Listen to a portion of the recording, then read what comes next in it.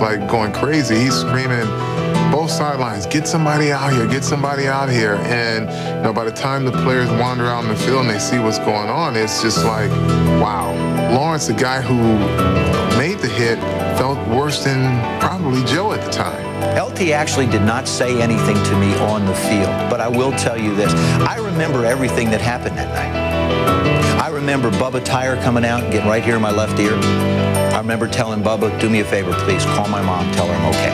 There's Taylor over Carson, slamming, and you see the right knee, the right foot, and I knew that something was really bad when Lawrence Taylor leaped to his feet and beckoned over to the Redskins bench. Get your medical team in here quickly. It could be, and you hate to think of it, he could have hurt a snap. I remember Joe Gibbs coming up and looking at me. Joe was looking at me.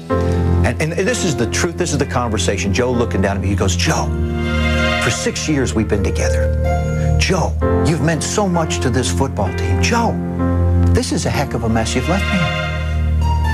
And we both started to laugh. I mean, it was just a light moment in a very tense situation. Then they pop me on the stretcher. They start to wheel me out of the stadium, and I stop them because Harry Carson is supposedly going to retire.